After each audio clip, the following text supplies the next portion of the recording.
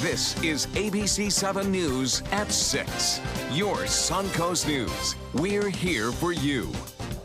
Hello and welcome. I'm Scott Dennis. And I'm Haley Wilgus. Thank you for joining us. It's been almost 9 years since a 21-year-old Northport woman was abducted from her home and murdered. Several 911 calls were made by witnesses and Denise Amber Lee herself, but an error in the way those calls were handled is largely blamed for her not being rescued.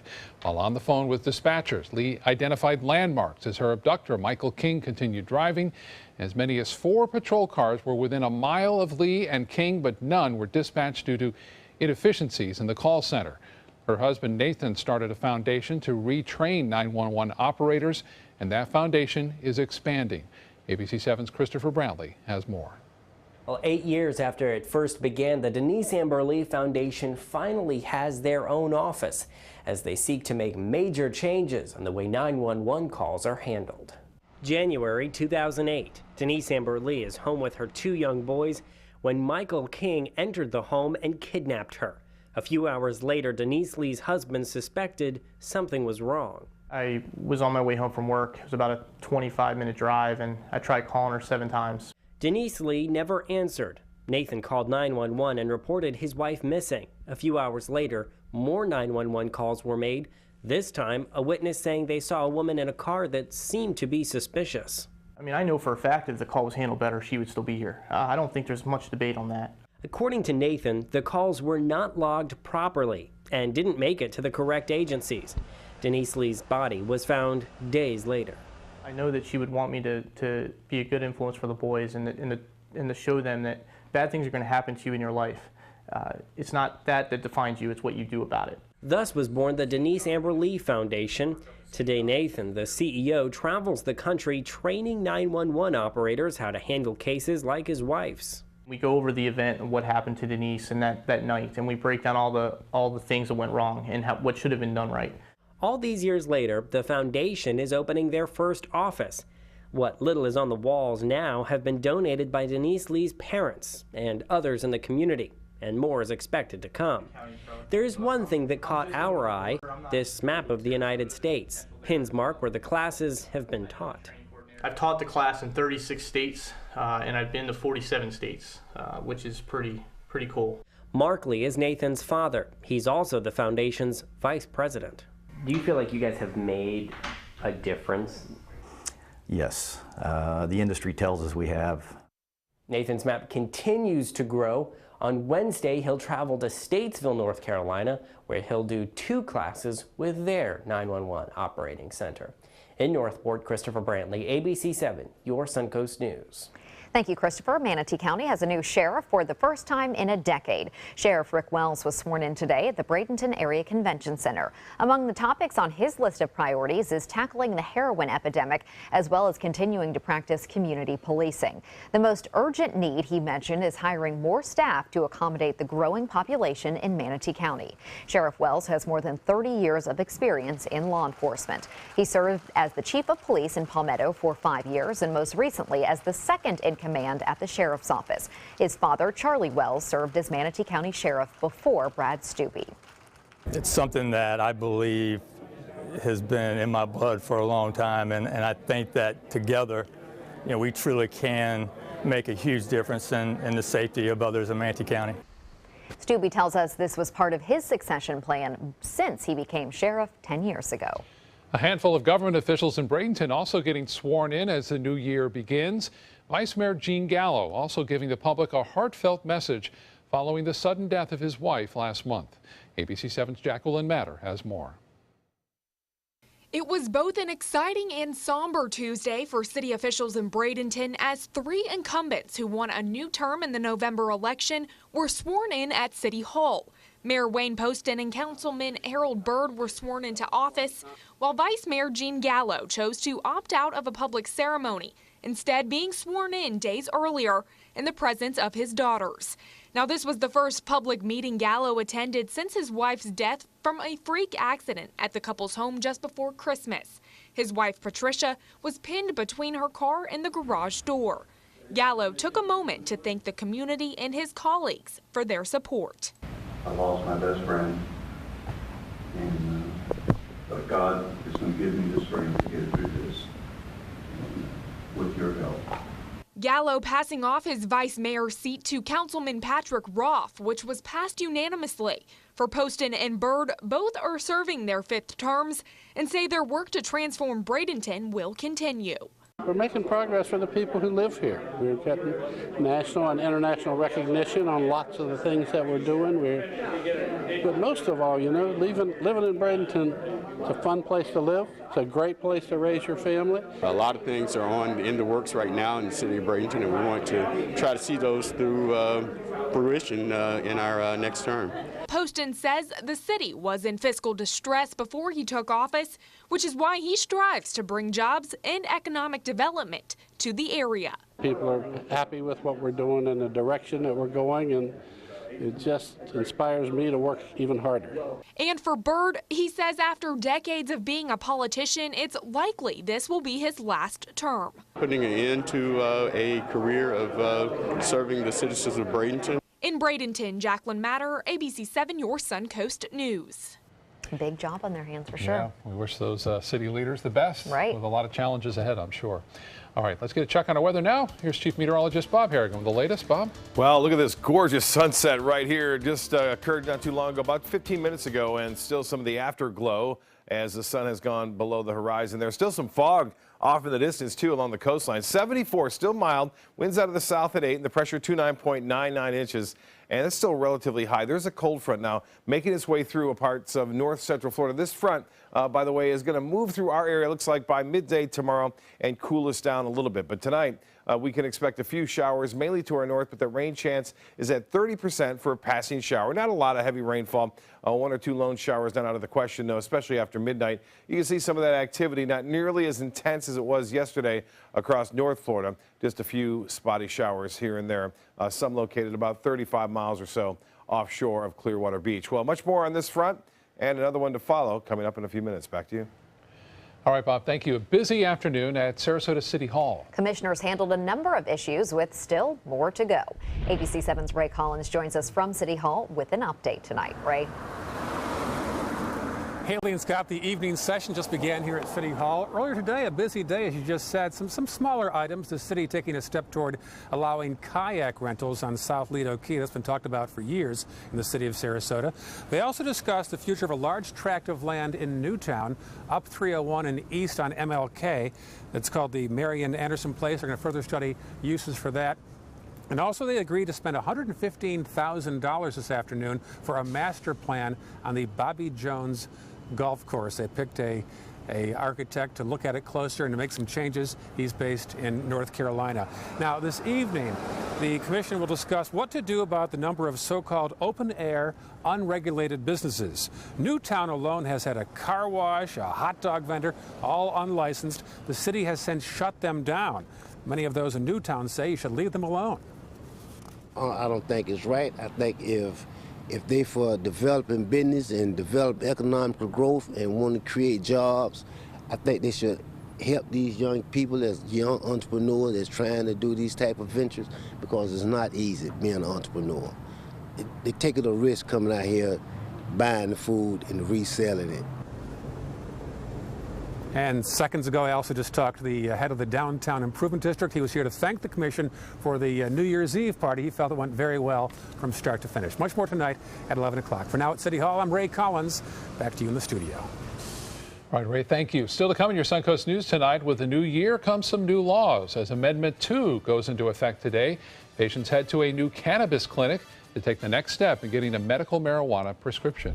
And good news for those who dislike smoke in public places. Details on a ban for smoking in public housing developments. There's never been a better time to call California Closets. Now, during our Winter White event, save up to 20% when you upgrade to an Italian-inspired wood grain finish. Contact us for your free design consultation today. Visit our showroom or online at californiaclosets.com. Download ABC7's free all-new news app at your app store today. I owed the IRS $10,000. I owed the IRS $20,000. The IRS garnished my wages. They put a lien on my house. The IRS is the most powerful collection agency in the world. They do not give up until you pay. I couldn't sleep. We were being audited. I called Tax Solutions Now, and a great big weight was lifted off my shoulders. I called Tax Solutions Now, and they got the IRS off my back. Tax Solutions Now had my wage garnishment lifted in 48 hours. Tax Solutions Now can get you help. Our agents know the rules, can stop the pain, and get you the best deal. We saved our home and overcame the most powerful collection agency in the world. We connect you with a team of former IRS agents and tax professionals who get the IRS off your back. Time is running out. Call Tax Solutions Now. Call 1-800-565-7740. That's 1-800-565-7740. Today, everyone is looking for more fashionable choices in flooring than ever before. And G. Fried has responded with a huge selection of carpets, tile, wood, laminate, and vinyl. Installed by a highly skilled team, G. Fried has got everything you're looking for and more. The next time you think about quality flooring, think G. Fried Flooring America. G. Fried Flooring America. Our world is at your feet. Hi, I'm Chef Judy. Every Wednesday morning, I'll be with the chefs at the Publix Aprons Cooking School serving up the most wonderful dishes. Watch Aprons in the Kitchen every Wednesday on ABC7's Good Morning Suncoast. I heard about the Tindall Cancer Center through friends of mine who had been treated here and were very pleased with the treatment. If there is prostate cancer, we at the Tindall Cancer Center will find it using 3D color flow Doppler ultrasound. And that helped precisely identify where my cancer was and some additional cancers that were not found during the biopsy. I would recommend the Tindall Cancer Center. As a group of human beings, they are unbelievably great. There's never been a better time to call California Closets. Now, during our Winter White event, save up to 20% when you upgrade to an Italian-inspired wood grain finish. Contact us for your free design consultation today. Visit our showroom or online at californiaclosets.com. A new medical marijuana practice is now open in South Sarasota County. The Compassionate Cannabis Clinic of Venice opening its doors today. It specializes in prescribing medical marijuana to patients, but it will not house any cannabis products. The doctor will only prescribe the medication out of the office. Today, the clinic had a full schedule of patients, beginning a mandatory 90-day relationship between doctor and patient before that prescription can be written. The important thing about today is once again establishing that appropriate doctor-patient communicative relationship so that we can work appropriately with them to make sure that we can get them qualified for when the state is ready. The opening of the cannabis clinic falls on the same day Amendment 2 goes into effect in the state. It allows medical marijuana to be used to treat numerous conditions. A ban on smoking in public housing developments goes into effect nationally this Sunday. Under the new federal rules, people in public housing developments can't smoke cigarettes, cigars, pipes, and hookahs in the home, indoor common areas, or outdoor areas within 25 feet of the housing development. Sarasota County has had a similar law in place since 2011. I think it's invasion of privacy, really. To each his own. I'm not a smoker, never been a smoker. When it comes down to cigarettes, I never smoked them. And my thing is, they need to start at the top with it. If it's such a hazard, start at the top and clean them out. For those who break the rules of this smoking ban in public housing, they face violation fees, with repeat offenders even facing eviction. More healthy way to go. Right, especially for probably plenty of kids who live in those developments too. Your forecast is coming up right after this. If you're trying to balance caring for your mother and being a mother to your children, we can help. It's what we do. Call Granny Nannies today. A helping hand and a gentle heart. ABC7's My Suncoast News app is better than ever with a brand new design that's faster and easier to use. Download our free My Suncoast News app on your mobile device at your app store of choice. Powered by the Eye Associates, providing sight for life. Don't miss the 19th annual Thunder by the Bay Motorcycle Festival, January 5th through the 8th, to benefit Suncoast Charities for Children. This year's festival welcomes special guest Blue Oyster Cult to the premier sports campus at Lakewood Ranch on January 8th at 4 p.m. Admission is free. Festival events include a sporting clay tournament, kickoff party, welcome Thunder event, Cruise for Cash charity motorcycle ride, and a 2-day Rockin' and Ridin' at the Ranch festival featuring vendors, live music, a taste of Thunder area, and more. VIP tickets are available. For tickets and info, visit thunderbythebay.org. Are you considering joint replacement or revision surgery? Consider this. Dr. Edward Stolarski has performed thousands of successful joint replacement procedures and trained surgeons from all over the world. Using advanced technologies, Dr. Stolarski is able to perform some of the most complex surgeries. I wish I knew about Dr. Stolarski much sooner. After the surgery, I don't have any pain. It's like I've got a 16-year-old hip. My name's Ed Stolarski. What I really do is I give people back their life. Schedule a consultation today. Gold fever has once again swept the nation, and everyone is rushing to Florida to strike it doubly rich. Introducing the $5 million Gold Rush Doubler. We're doubling cash prizes for over $752 million in payouts, and 36 prizes from $1 million to $5 million. The Florida Gold Rush is on. The Florida Lottery, just imagine. My dad is my hero, and I wanted to give him a chance to live life and be happy. Granny Nannies has been a huge help. It has contributed to the health and happiness of my dad, for sure. A helping hand and a gentle heart. A lot of fog around for much of the day, especially right along the coast. Huh? Yeah, sea fog. I have some folks out there on Siesta Key right now, and they're complaining of the fog. But I said, well, it's been nice up until that point, hasn't it? Yes, it has. And also a little bit of, they're getting red tide. So some red tide as a result of the west wind moving in. It's been patchy at best, and we'll take a look at that in just a minute. But as far as the sea fog goes, it's been around Casey Key. Webcams showing that activity. As far as fog goes, all day long. Not much sun out there for you sunbathers, but it has been nice as of late. This is a normal occurrence as a front moves down. It creates a southwest wind, which brings a warm, moist air over the relatively cooler waters of the Gulf of Mexico and creates this advection fog, it's called. Here's a look at the red tide report. Good news is that south of Siesta, it's much improved, but there's still reports of moderate to heavy concentrations of red tide near New Pass. That's where it's been kind of stuck and persistent. But notice it's patchy all along Longboat Key. Near New Pass, there's still some high concentrations there as well. We'll get another full report coming up on Friday, by the way. We'll update this, but right now the concentrations are 1 million cells per liter, where you see the areas in red, and just 1 or 2 there near New Pass. As far as the weather headlines go, it reads like this. Overnight, fog, more of a problem, and then warm temperatures to start Wednesday, last day of that really, and then temperatures fall throughout the afternoon once the front moves through. Now this first cold front will blow on through by early afternoon on Wednesday. The next one will move through Saturday afternoon, and it'll be much stronger. You'll notice that. But currently the light showers occurring across north central Florida. That heavy weather we saw yesterday, the energy associated with it now well to the north and east of us. And so this front does not have the punch it had yesterday as it was blowing up storms across the deep south. A few showers around those you'll see scattered about over the last several hours, moving mainly to the north of us right now. There's a chance this will move in late tonight, maybe after midnight. The rain chance at 30% for a few spotty showers throughout the morning tomorrow as the front moves through. Nothing going on right now. The only problem is that fog I mentioned. 74 degrees. Dew point is at 71. Winds are out of the south at 8 now. And the pressure 2999 holding steady, still relatively high. And we look at the pressure to see what kind of weather we can expect. And as it lowers, we have a better chance for rain, but it's not lowering much. So our rain chances are not all that high. 78 degrees, the high today. That is pretty much well above average. We're going to see temperatures tomorrow in the mid-70s, but no record expected tomorrow. 85 the record today, set back in 1989. And no rainfall to report either. We could use some. It's been extremely dry.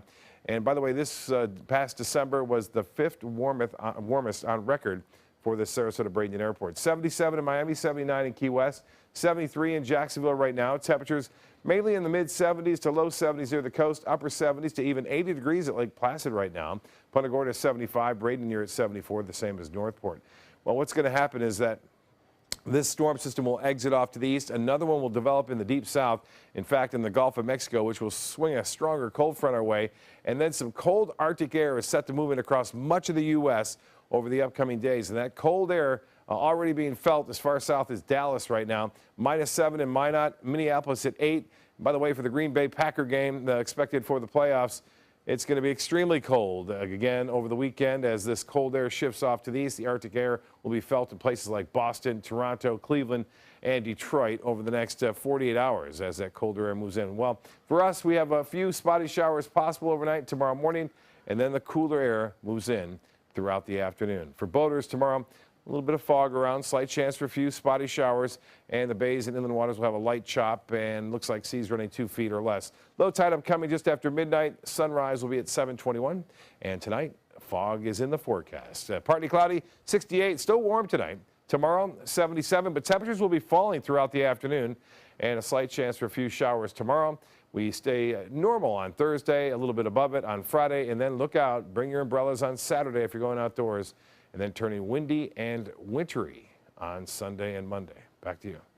Thank you, Bob. State officials say red tide is slowly clearing off parts of Florida's Gulf Coast. That is good news for stone crab fishermen south of the Suncoast. Collier County's stone crab count for October and November was down from the previous year by about half, but officials hope this clearing of the red tide will boost that number. The stone crab season began in mid-October. Hurricane Matthew delayed the setting of thousands of crab traps. When fishermen finally set their traps, they found murky water and dead fish left behind by the algae bloom. A dog that attacked a Tampa family who tried to put a sweater on the animal has now been euthanized. A spokesperson for Hillsborough County says the pit bull mix named Scarface was put down because it posed a high risk to the public. The dog also suffered severe stab wounds during the attack. Tampa police say the dog bit the woman who was trying to dress it Friday, and the husband was attacked while trying to pull the sweater off and help his wife. The couple's son was then attacked while trying to stop the dog by stabbing it. Suncoast Representative Vern Buchanan is introducing 7 bills to kick off the new session of Congress. Buchanan says his top priorities are tax reform, creating jobs, preserving Medicare and Social Security, and protecting America from terrorism. A few of those include the Main Street Fairness Act to ensure small businesses never pay a higher tax rate than large corporations, the Thin Blue Line Act, which toughens penalties against anyone who murders police and other first responders. Hi, I'm Linda Carson. Coming up, we'll introduce you to a young hero and her beloved steer.